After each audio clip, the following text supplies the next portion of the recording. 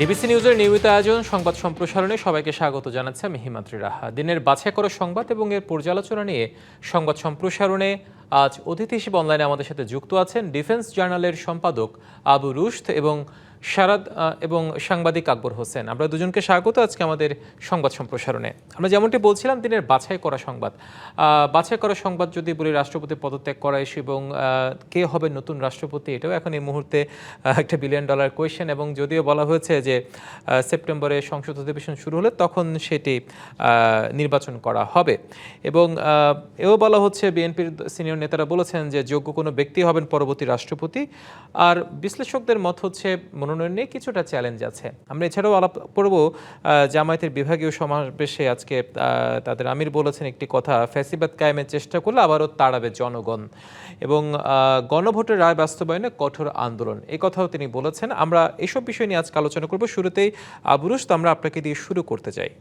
রাষ্ট্রপতি পদত্যাগ এবং নতুন রাষ্ট্রপতি নির্বাচন, একটা ধোঁয়াশা এখনো রয়ে গেছে। যদিও বলা হয়েছে এক পক্ষ চাচ্ছে দল থেকে নির্বাচন হোক, আবার গণমাধ্যমে এটাও আছে যে দলীয় পরিচয়ের বাইরে থেকে, দলের বাইরে থেকেও, রাজনীতির বাইরে থেকেও সেখানে নির্বাচনের একটা কথা শোনা যাচ্ছে, গুঞ্জন শোনা যাচ্ছে।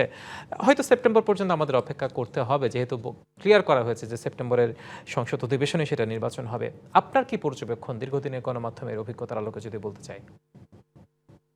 এ পর্যন্ত তো বাংলাদেশে যত রাষ্ট্রপতি এসেছেন তাদের সকলেরই তো আর রাজনৈতিক ব্যাকগ্রাউন্ড ছিল না। তারা অনেকেই ভালো করেছেন। আবার দেখা গেছে যে বিশেষ রাজনৈতিক পরিস্থিতিতে অন্য দিক থেকে আসা রাষ্ট্রপতিরা ঠিকমতো মানে কাজ করতে পারেননি বা ব্যবস্থা নিতে পারেননি, যেটা 1-11-এর ব্যাপারে বলা হয়। এরকম আরো কিছু ঘটনা আছে। এখন বিএনপি একটি রাজনৈতিক দল, এটা মানে জনগণের ভোটে নির্বাচিত হয়েছে। তো অবশ্যই বিএনপি এটা চাইবে যে তাদের মানে আস্থার একজনকে রাষ্ট্রপতি বানাতে। কিন্তু আরেকটা বিষয় আছে, সেটা হচ্ছে যে এই সরকারটি গঠিত হয়েছে একটি আন্দোলনের পর, একটি রক্তাক্ত আন্দোলনের পর, এবং সেটাকে আমরা গণ অভ্যুত্থান বলি আর যাই বলি, জুলাই বিপ্লবের পর। সুতরাং এখানে অনেকগুলো বিষয় হয়তো বিএনপিকে দেখতে হবে। এখানে জামাত ইসলাম আছে, এনসিপি আছে, অন্যান্য দলের আপনার অংশগ্রহণ আছে সংসদে। তো সংসদে এই বিষয়টা নিয়ে আলাপ ছাড়াও তারা হয়তো নিজেদের মধ্যে আলাপ আলোচনা করতে পারেন এবং হয়তো করবেন। তার কারণ এখনকার প্রজন্ম বা নতুন একটি পরিবেশে আমাদের এমন একজন রাষ্ট্রপতি দরকার, যিনি আমাদের সাংবিধানিক ধারাবাহিকতা তো আছেই, এর বাইরে আমাদের অন্যান্য যে বিষয়গুলো নিয়ে মাঝে মাঝে বিতর্কের সৃষ্টি হয়, বা জাতীয় জরুরি অবস্থার যে অবস্থান মানে উত্থান ঘটে মাঝে মাঝে, বা এ ধরনের বিষয়গুলো উঠে আসে, জাতীয় নিরাপত্তা সার্বভৌমত্বের প্রশ্নগুলো, সেই বিষয়গুলোতে প্রয়োজনীয় মুহূর্তে যাতে তারা শক্ত হাতে এই এই জিনিসগুলোকে হ্যান্ডেল করতে পারেন, সেই বিষয়গুলো হয়তো তাকে দেখতে হবে। আমরা যদি মনে করি যে দেখেন, আব্দুর রহমান বিশ্বাস, তাকে বিএনপি রাষ্ট্রপতি বানিয়েছিলেন এক সময়, তখন অনেকেই তাকে সমালোচনা করেছিলেন বিভিন্ন বিষয় নিয়ে। কিন্তু সে, আপনাদের যদি খেয়াল থাকে, 1996 সালের 20 মে তদানীন্তন সেনাপ্রধান লেফটেন্যান্ট জেনারেল নাসিম যে অভ্যুত্থান প্রচেষ্টা করতে চেয়েছিলেন, এবং তাতে আপনার নির্বাচন বিঘ্নিত হওয়ার যে সম্ভাবনা দেখা দিয়েছিল, তা একজন সিভিলিয়ান রাষ্ট্রপতি অত্যন্ত কঠোরভাবে এবং সুষ্ঠুভাবে আপনি সেটাকে নিয়ন্ত্রণ করতে পেরেছিলেন এবং গণতান্ত্রিক ধারাবাহিকতা অব্যাহত রাখতে পেরেছিলেন।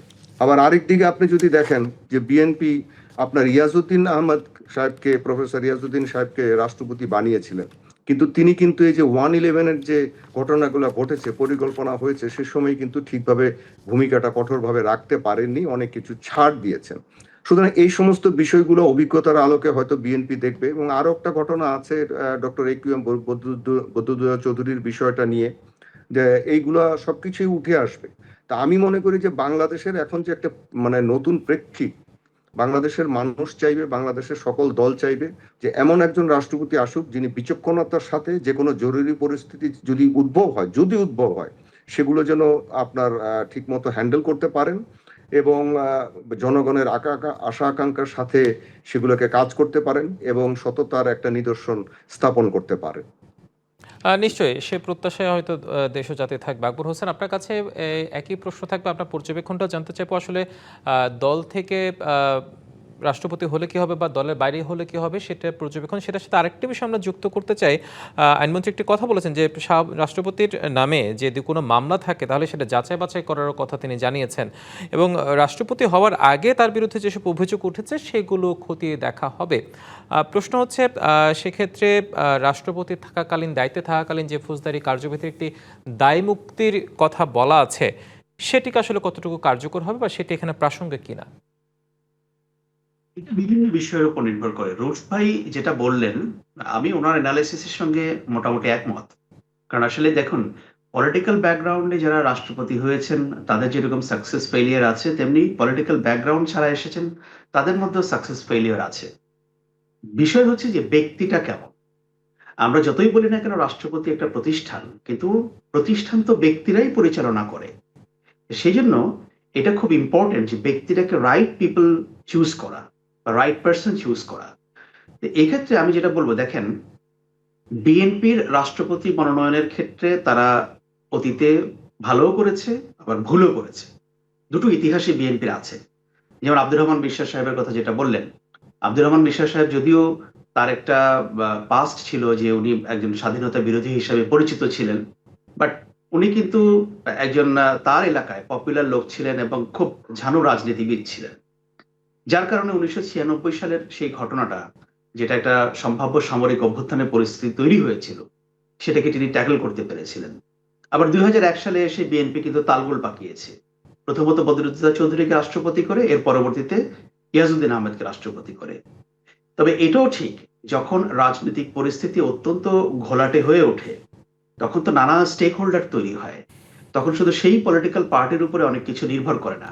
রাষ্ট্রপতি চাইলেও অনেক কিছু তখন করতে পারেন না, তার কার্যক্ষমতা সীমিত হয়ে আসে। সুতরাং যখন সেই ধরনের পরিস্থিতি তৈরি হয়, আপনি দেখবেন যে অনেক মানে খুব হাই মোরাল প্রেসিডেন্ট থাকলেও তিনি এটাকে ট্যাকল করতে পারবেন না, যদি সিচুয়েশন আউট অফ কন্ট্রোল হয়ে যায়। এখন আমাদের ক্ষেত্রে যেটা দরকার হচ্ছে, এই যে আমি এই কথাটা বলতে আমার ভালো লাগে না, কিন্তু এটা বলতে আমি বাধ্য হই সবসময়, এই শাহাবুদ্দিন চুপ্পুর মতো একটা ব্যক্তিকে রাষ্ট্রপতি করে এই রাষ্ট্রপতি পদটাকেই কলঙ্কিত করা হয়েছে, একদম কলঙ্কিত করা হয়েছে। কারণ যখন তাকে রাষ্ট্রপতি হিসেবে মনোনয়ন দেওয়া হলো, তখনই কিন্তু আওয়ামী লীগের ভেতরে ব্যাপক প্রশ্ন উঠেছিল যে এই ব্যক্তি কেন, মানে কি কারণে তাকে রাষ্ট্রপতি করা হলো, এবং তিনি যেসব কথাবার্তা বলেছেন, তিনি তার আগে যেসব কাজ করেছেন, আপনি যদি এগুলো পর্যালোচনা করেন যে এইরকম একটা ব্যক্তি বাংলাদেশের রাষ্ট্রপতি, এটা তো মানতেও আমাদের লজ্জা হয়। আপনি বাদ দেন সে আওয়ামী লীগের লোক কিনা, সে জুলাই অভ্যুত্থানে তার ভূমিকা কি ছিল, সে আগে কি আওয়ামী লীগের সঙ্গে তার কতটা সংশ্লিষ্টতা ছিল, আমি ওগুলো বাদ দিলাম, ওগুলা আমি ধরলামই না যেগুলো কোনো বিষয়। বাট এইরকম একটা মরাল, যার, এই ব্যক্তির কি রাষ্ট্রপতি হওয়া উচিত ছিল বা তাকে রাষ্ট্রপতি বানানো উচিত ছিল? সুতরাং এখন এই যে রাষ্ট্রপতি প্রতিষ্ঠানটাকে একটা হাস্যকর ব্যাপার বানিয়ে ফেলা হয়েছে শাহাবুদ্দিন চুপ্পুর অ্যাপয়েন্টমেন্টের মাধ্যমে, আমাদের এখন কাজ হচ্ছে বিএনপির বা এই সরকারের এবং একই সঙ্গে বিরোধী দলের, সেটা হচ্ছে যে রাষ্ট্রপতি প্রতিষ্ঠানের উপর আস্থা ফিরে আসে, যাতে মানুষ এটাকে শ্রদ্ধা করে। আমরা জানি রাষ্ট্রপতির সাংবিধানিক পাওয়ার খুবই কম, কিন্তু তারপরও এমন একজন ব্যক্তিকে রাষ্ট্রপতি করা উচিত যাতে করে দেশের মানুষ মনে করতে পারে যে না, এই প্রতিষ্ঠানটার উপর আমাদের আস্থা ফিরে এসছে এবং উনি একজন হাই মোরাল পার্সন। এরকম একজন ব্যক্তিকে করা হোক, এখন সেটা দলের ভেতর থেকে করা হোক, সেটা রাজনীতিবিদ হোক, রাজনীতিবিদ না হোক, তাতে কিছু এসে যায় না। আমি ব্যাপারটাকে ওভাবে দেখছি। ধন্যবাদ আপনার পর্যবেক্ষণটার জন্য। আমরা একটু আবু রুস আপনার কাছে আবারও আসতে চাই। আকবর হোসেন যথার্থভাবে তার পর্যবেক্ষণটা তিনি তুলে ধরেছেন এবং এও বলেছেন যে আসলে এই মুহূর্তে যে রাষ্ট্রপতি যদি একটা প্রতিষ্ঠান হয়, সেই প্রতিষ্ঠানটাকে আসলে জনগণ কতটা ওন করে বা রাজনীতিবিদরা কতটা ওন করে সেই বিষয়টা আসলে দেখতে হবে। আমি আরেকটা বিষয় যুক্ত করতে চাই। এই পদটা বর্তমানে যদি বলতে চাই ভূ রাজনৈতিক প্রেক্ষাপট বিবেচনায় হোক বা দেশের অভ্যন্তরীণ রাজনৈতিক প্রেক্ষাপট বিবেচনায় হোক, নির্বাচনটা কতটা গুরুত্বপূর্ণ হয়ে দাঁড়িয়েছে? সেটা কি রাজনৈতিক দল থেকে আসলে ভালো হয় নাকি বাইরে থেকে আসলে ভালো হয়, সেই কম্প্যারিজনে যদি যেতে চাই? এটা তো আকবর ভাই কিছুটা বলেই দিয়েছেন। আপনি যখন ভূ রাজনৈতিক বা বৈশ্বিক পরিস্থিতি বললেন বা অভ্যন্তরীণ বিষয় বললেন, বাংলাদেশ এমন একটা প্রান্তে দাঁড়িয়ে আছে বা ভূ রাজনৈতিক অবস্থা এমন যে আমাদের একজন সৎ, যোগ্য এবং শক্ত সামর্থ্য, মেরুদণ্ডওয়ালা একজন রাষ্ট্রপতি দরকার। স্পাইনলেস কোনো মানুষকে এখানে দিলে ধরেন একসময় না একসময় সমস্যার সৃষ্টি হতে পারে। আরেকটা বিষয় হচ্ছে যে এই যে কথাগুলো বললেন যে যাকে আগে রাষ্ট্রপতি করা হয়েছিল জনাব শাহাবুদ্দিন চুপ্পুকে, এ ধরনের ব্যাকগ্রাউন্ডের তো কেউ আর এখন আমরা আশা করতে পারি না, কিন্তু এই পদটাকে উনি কলঙ্কিত করেছেন, এটা অস্বীকার করার উপায় নেই। এরপরে যদি বিএনপি এটা তাদের নিজেদের রাজনৈতিক দল থেকে একজনকে বাছাই করে, আশা করি তিনিও সেরকম একজন হবেন। তার কারণ এবং এটা লক্ষণীয় থাকতে হবে একটা মানে বিষয়, যে যখন তত্ত্বাবধায়ক ব্যবস্থা আবার কার্যকর হবে নির্বাচনের আগে, তখন কিন্তু রাষ্ট্রপতির হাতে অনেকগুলো ক্ষমতা এসে যায়। তিনি তখন প্রতিরক্ষা মন্ত্রণালয়ের দায়িত্ব কিন্তু তার হাতে আসে, সকল গোয়েন্দা সংস্থা তার হাতে আসে। এগুলো হচ্ছে কিন্তু রাষ্ট্রের, বাংলাদেশের মতো একটা ক্ষুদ্র দেশের যার পাশে অন্য একটি বৃহৎ শক্তি বসে আছে, এই সংস্থাগুলা, এই প্রতিষ্ঠানগুলা কিন্তু খুবই গুরুত্বপূর্ণ, যেগুলো আমরা দেখেছি। এই যে মানে আপনার আব্দুর রহমান বিশ্বাস সাহেব মানে তদানীন্তন যিনি রাষ্ট্রপতি ছিলেন, তিনি একটা মানে সেনাপ্রধান কু করেছেন, কিন্তু উনি গোয়েন্দা সংস্থা, পুলিশ, আপনার অন্যান্য জিনিস নিয়ে এবং সেনাবাহিনীর মধ্যে অনুগত অফিসারদেরকে সাথে নিয়ে কিন্তু সাংবিধানিক ধারাবাহিকতাটা রক্ষা করতে পেরেছিলেন। এই বিষয়গুলো কিন্তু তখন একসময় রাষ্ট্রপতির কাছে আসে। সুতরাং এমন একজন রাষ্ট্রপতি হতে হবে যিনি বর্তমান প্রেক্ষিতে এগুলোকে সামাল দিতে পারবেন। তার কারণ ভবিষ্যতে কিন্তু বাংলাদেশে এই যে পালিয়ে যাওয়া স্বৈরাচারীরা, এরা কিন্তু আরো অনেক ধরনের কাজ করবে, অনেক ধরনের বিশৃঙ্খল পরিস্থিতি সৃষ্টি করার চেষ্টা করবে। সেটা মিডিয়া দিয়ে হোক, সেটা সোশ্যাল মিডিয়া দিয়ে হোক, আপনার আন্তর্জাতিক পর্যায়ে হোক, লবিং করে হোক, যেভাবেই হোক করবে। তার কারণ তারা তো বাইরে বসে আছে, তাদের কাছে শত শত না হাজার হাজার কোটি টাকা। সুতরাং এই জিনিসগুলো খেয়াল রাখতে হবে। আরেকটা কথা তো আপনার আন্দোলনের পরে উঠেছিল যে রাষ্ট্রপতির ক্ষমতা কিছুটা বাড়ানো হবে কিছু কিছু ক্ষেত্রে। এখন আমরা দেখব যে রাষ্ট্রপতির ক্ষমতা যদি বাড়ানো হয়, আদৌ সংসদে বাড়ানো হয়, তাহলে হয়তো এটা আরেকটা ইকুয়েশন দাঁড়িয়ে যাবে, সমীকরণটা একটু অন্যরকম হবে। তখন রাষ্ট্রপতিকে আরো সফিস্টিকেটেড হতে হবে, আরো আপনার একজন যোগ্য ব্যক্তি হতে হবে, যে যিনি এই জিনিসগুলোকে সামাল দিবেন। আমাদের সেখানে রাজনীতিটাও একটা বড় বিষয় হয়ে দাঁড়াবে, কারণ এই রাজনীতিটা তখন সাধারণ রাজনীতি হবে না। এখানে রাজনীতিটা নতুন একটা দিকে কিন্তু গিয়েছে অলরেডি বাংলাদেশের, এটা বাংলাদেশকে বুঝতে হবে। এখন কিন্তু আজ থেকে 3 বছর আগের রাজনীতি, 3 বছর আগের ধ্যান ধারণা, এগুলো নিয়ে চললে হবে না। 3 বছর আগের বিশ্লেষণ, এ সমস্ত জিনিস নিয়ে চললে হবে না। নতুন একটা জিনিসের দিকে মানে নজর দিতে হবে। মানে নতুন জেনারেশন, আমাদের কথা বাদই দেন, নতুন জেনারেশন, সাধারণ মানুষ, এদের চিন্তা চেতনায় মননে কিন্তু অনেক পরিবর্তন হয়েছে। তারা আর কখনো চাইবে না যে জনাব চুপ্পুর মতো এরকম ব্যাকগ্রাউন্ডের একজন মানে ব্যক্তি, তিনি রাজনীতিবিদ হন বা তিনি একজন মানে অন্য পেশার হন, তাকে কেউ রাষ্ট্রপতি করুক। তারা চাইবে একজন সৎ, যোগ্য, একজন মানে আপনার বোল্ড একটা মানুষকে রাষ্ট্রপতি হিসেবে দেখতে। তার কারণ তিনি এদেশের 1 নম্বর ব্যক্তি, এটা আমাদের খেয়াল রাখতে হবে। এবং সশস্ত্র বাহিনীর প্রধান কিন্তু রাষ্ট্রপতি নিচে। নিশ্চয়ই আবু রুশদ এবং আকবর হোসেন, আপনারা থাকুন আমাদের সাথে। আমরা একটা ছোট্ট বিরতির সময় হয়েছে, বিরতির পর আপনাদের সাথে আমরা আবারও আলোচনায় ফিরছি। সংবাদ সম্প্রসারণ একটা বিরতির সময় হয়েছে, সঙ্গে থাকুন। বিরতির পর আবারও স্বাগত সংবাদ সম্প্রসারণ। আমরা বিরতির পর আকবর হোসেন আপনাকে দিয়ে শুরু করতে চাই, এবার একটু অন্য প্রসঙ্গে যেতে চাই। সিলেটে যে বিভাগীয় সমাবেশ হয়েছে 11 দলীয় জোটে, সেখানে জামায়াতের আমির একটি কথা বলেছেন, সেটি হচ্ছে যে কোনো মূল্যে গণভোটের রায় বাস্তবায়ন করতে হবে। এছাড়াও তিনি বলেছেন যে ফ্যাসিবাদ কায়েমের চেষ্টা করলে জনগণ তাদের তাড়াবে।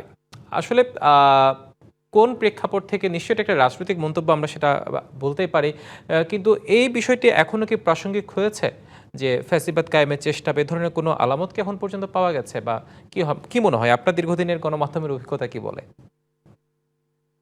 সেরকম কোনো আলামত আমি এখনো পর্যন্ত তো দেখছি না। আমার ধারণা যে জামায়াতে ইসলামী বা যে কথাগুলো বলছে, এগুলো হয়তো একটা সাবধান বাণী বা একটা পলিটিক্যাল রেটরিক হিসেবে তারা বলছে। আর যেহেতু জুলাই গণ অভ্যুত্থানের কিছু আকাঙ্ক্ষা ছিল, সেগুলোকে হয়তো তারা বারবার মনে করিয়ে দেওয়ার চেষ্টা করছে। কিন্তু আমি এখনো পর্যন্ত মনে করি না যে এই সরকার যেভাবে গঠিত হয়েছে এবং এই সরকার যেভাবে পরিচালিত হচ্ছে, এখানে ফ্যাসিবাদের সেরকম কোনো পদধ্বনি শোনা বা সেরকম কোনো কিছু মনে করা, এইটা আমি এখনো পর্যন্ত কোনো কিছু ধারণা করছি না। তবে হ্যাঁ, দেখুন, একটা সরকার যখন পরিচালিত হয়, আমাদের এখানে তো মূলত সংকটটা তৈরি হয় যখন নির্বাচন আসে ঠিক তার আগে।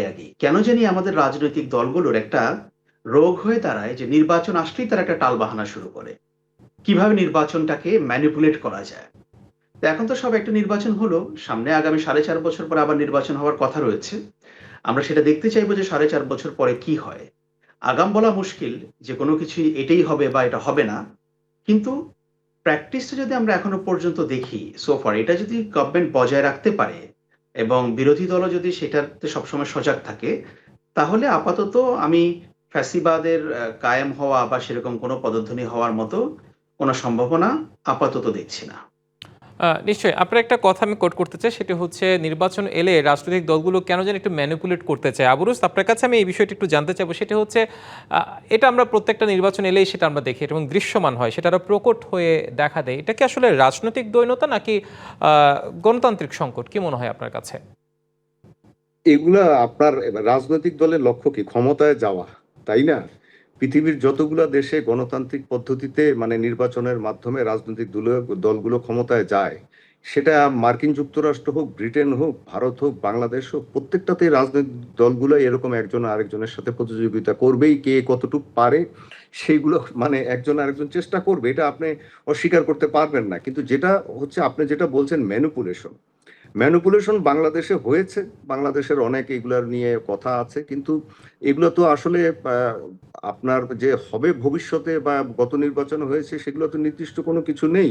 আমরা একটা সুস্থ ধারার রাজনীতির দিকে কিছুটা হলেও তো ফিরেছি। দীর্ঘদিন পর মানুষ তো ভোট দিয়েছে, দীর্ঘদিন পর তো একটা গণতান্ত্রিক সরকারকে বাংলাদেশ এর জনগণ পেয়েছে। এখানে মতবিরোধ থাকবেই, হয়তো জামাত ইসলাম মনে করেছিল তারা আরো বেশি আসন পাবে, হয়তো পায়নি, কিন্তু তারপরে আমি বলবো যে তাদের ইতিহাসে সবচেয়ে বেশি সংখ্যক আসন তো জামাত ইসলাম পেয়েছে বাংলাদেশে, এবং এবারই পেয়েছে। এনসিপি হ্যাঁ এবার পেয়েছে। আপনি দেখেন পাকিস্তানে তাদের একটি আসনও নেই, সেখানে বাংলাদেশে 70টার বেশি আসন তাদের, তাই না? তার সাথে এনসিপি আছে, এটা একটা নতুন দল, আমরা তাদের সাফল্য কামনা করি, এই যুবকদের, তারাও তো কিছু আসন পেয়েছে। এখন আপনার একজন আরেকজনের সাথে প্রতিযোগিতা তো থাকবেই। কিন্তু এই যে ধরেন ফেসিবাদের কথাটা উঠছে, আকবর ভাই ঠিকই বলেছেন। বাংলাদেশে বিএনপি কে আপনার একটা জিনিস নিয়ে আমি হয়তো আমরা হয়তো এক সময় বলতে পারবো, হয়তো এখন না, আরো কিছুদিন পরে বা হয়তো বছর খানেক পরে, 2 বছর পরে, সেটা হচ্ছে যে উদারনৈতিক অদক্ষতা। এ কথাটা হয়তো একসময় বলতে পারবো যে তারা হয়তো অনেক বিষয়ে বেশি অতিমাত্রায় উদার, আর না হলে আপনার ভাবলেশীন, মানে সিদ্ধান্ত নিতে অনেক দেরি করছেন, অনেক কিছু নিয়ে তারা অনেক মানে আপনার ধীর লয়ে চলছেন। এগুলো আছে, এগুলো সমালোচনা আমরা অবশ্যই করব, কিন্তু মনে হয় না যে বর্তমান সরকার যেটা আছে জনগণের নির্বাচিত, তারা মানে স্বৈরাচারী কায়দায় এ পর্যন্ত কিছু করেননি।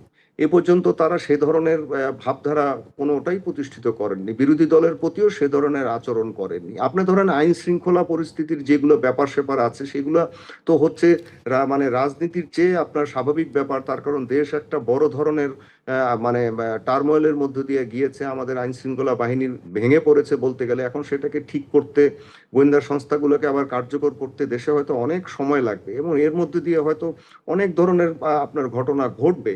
যেমন আপনার স্যাবোটাজের মতো ঘটনাও বিভিন্ন মানে ভিনদেশি হোক দেশি হোক, যারা বাংলাদেশে নৈরাজ্য চায়, বা এই ধরে মানে বিএনপি, জামাত বা এনসিপি, গণ অধিকার পরিষদ, এই আন্দোলনপন্থী যারা যে দলগুলো আছে, তাদের যারা বিরোধী আছে, তারা হয়তো ওই ধরনের কিছু জিনিস তৈরি করতে চায়। যেমন আমরা গতকালকে বোমা পাওয়ার মানে একটা আলামত দেখেছি, সেগুলো থাকবেই। কিন্তু সরকার নিজের থেকে ধরেন স্বৈরাচারী কোনো কিছু করছে বলে এই পর্যন্ত আমি দেখিনি, যে গোয়েন্দা সংস্থাকে কাজে লাগিয়ে কাউকে গায়েব করে দিয়েছে, গুম করেছে, র্যাবকে দিয়ে কাউকে তুলে নিয়ে ক্রস ফায়ারে দিয়েছে, এরকম ঘটনা তো ঘটেনি। আর জুলাই আন্দোলনের কতগুলো মানে বিষয় নিয়ে ধরেন সংস্কার বা জুলাই সনদ নিয়ে, এগুলো নিয়ে যে বিতর্ক আছে, সেগুলো রাজনৈতিক বিষয়, সেগুলো চলমান থাকবে। তো আমার আরেকটা মনে হয় যে জামাত ইসলাম হয়তো এই জিনিসগুলোকে একটা মানে বলে, এগুলো তো রাজনৈতিক নেতারা বলেন হচ্ছে চাপ বজায় রাখার একটা কৌশল হিসেবে, যাতে সরকারি দল একটু সঠিক পথে থাকতে পারে। এটা ভালো দিক, এটা থাকাটা আমি মনে করি গণতন্ত্রের জন্য ভালো, যে সংসদে আপনার বিরোধী দল যত সরকারের ভুল ধরবে বা বাইরে যত ভুল ধরবে, তত সরকারি দল নিজেরা সতর্ক হবে এবং তারা সঠিক পথে থাকবে।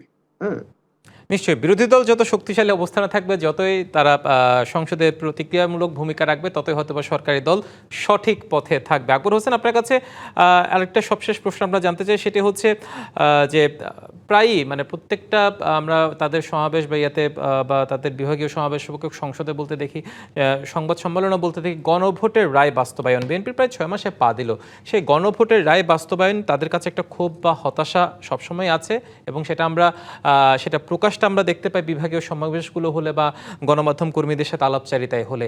এই যে ক্ষোভ বা তাদের হতাশা, সেটা কি কখনো রাজনৈতিক প্রধান ইস্যুতে পরিণত হবে কিনা? আমার মনে হয় না সেটা রাজনৈতিক প্রধান ইস্যুতে পরিবর্তন রূপ নেবে। কারণ আমার যেটা মনে হয় সেটা হচ্ছে যে বিএনপি এবং জামায়াতে ইসলামের মধ্যে একটা পলিটিক্স, একটা ব্রডার আন্ডারস্ট্যান্ডিং আছে। আমি বলছি ব্রডার আন্ডারস্ট্যান্ডিং, যে রেড বৃহৎ লাইনটা স্বার্থে। কোথায় হবে, কত, হ্যাঁ, কত দূর যাবে সেটা একটা। তবে গণভোট বা সংস্কার এটার প্রশ্নে আমার যে একটা মত আছে, যেটা আমি বিভিন্ন সময় বলেছি, আমি ব্যক্তিগতভাবে এই গণভোটের পক্ষে নই, বা আমি ছিলাম না। আমার কাছে মনে হচ্ছে যে যতটুকু একটা ঐকমত্য হয়েছে সেটা পার্লামেন্টের উপরে ছেড়ে দেওয়াটাই হয়তো যুক্তিযুক্ত হতো। কিন্তু যেটা হয়েছে যে একটা, যেহেতু বিএনপি এবং জামায়াতের মধ্যে একটা মতভিন্নতা তৈরি হয়েছিল, ইন্টারিম গভর্নমেন্টের আর হাতে কোনো চয়েস ছিল না, তারা গণভোটের পক্ষে গিয়েছিল এটা নেওয়ার জন্য। এখন এই গণভোটকে তো বিএনপি মেনেছে, তারা বিএনপি সেটা মেনেই এটার পক্ষে তারা প্রচারণা করেছে যে আপনারা হা ভোট দিন। তো বিএনপি যদি তখন মনে করতো যে এটা বাস্তবায়ন করা ডিফিকাল্ট, আমি মনে করি এটা ডিফিকাল্ট অনেক অনেক কিছু কিছু ক্ষেত্রে, তাহলে বিএনপির উচিত ছিল এটা তখনই ক্লিয়ার করা যে না, এটা আমরা পারবো না, আপনারা হা ভোট দিয়েন না, আমরা ক্ষমতায় সেটা পারবো না। এতটুকু সৎ সাহস বিএনপির থাকা উচিত ছিল। কিন্তু আপনি তখন বললেন হ্যাঁ এখন আপনি এটা নিয়ে টালবাহানা করবেন, এইটা আমরা এক্সপেক্ট করি নাই। যেমন এই সংস্কার প্রস্তাবগুলোর মধ্যে এমন কিছু সংস্কার প্রস্তাব আছে যেটা আমি ব্যক্তিগতভাবে মনে করি এগুলো আসলে প্র্যাকটিক্যালি বাস্তবায়ন করাটা অসম্ভব, বা সেটা করলেও তেমন কোনো ফলও আসবে না। তো সেই জন্য এই ব্যাপারটা আগে থেকে ক্লিয়ার হওয়া উচিত ছিল। কিন্তু এই যে সংবিধান সংস্কার নিয়ে যে সংশোধন নিয়ে যে কমিটি গঠন করা হলো সংশোধন প্রশ্নে, জামায়াত ইসলামী সেখানে গেল না, বিরোধী দল। কিন্তু আমি মনে করি তাদের যাওয়া উচিত ছিল। তাদের যদি কোনো কিছু বলার প্রয়োজন থাকতো তারা সেই কমিটিতে গিয়ে তাদের মতামতটা দিলে পরে আনুষ্ঠানিকভাবে আমরা সেটা শুনতে পেতাম। কিন্তু আমার কাছে এটা মনে হয় না যে ঠিক আছে এই সংবিধান সংস্কার নাকি সংশোধন, এটাকে আমি অত বড় করে দেখে না। এটা আমার কাছে মেয়ারলি এটা শব্দগত ব্যাপার। আমি এজ এ সিটিজেন আমি চাই যে কিছু পরিবর্তন হোক দেশে, এবং সেই পরিবর্তনগুলো যদি হয় তাহলে এটা মানে দেশের নাগরিক হিসেবে আমাদের জন্যই ভালো, আমাদের ডেমোক্রেটিক প্রসেসের জন্য ভালো।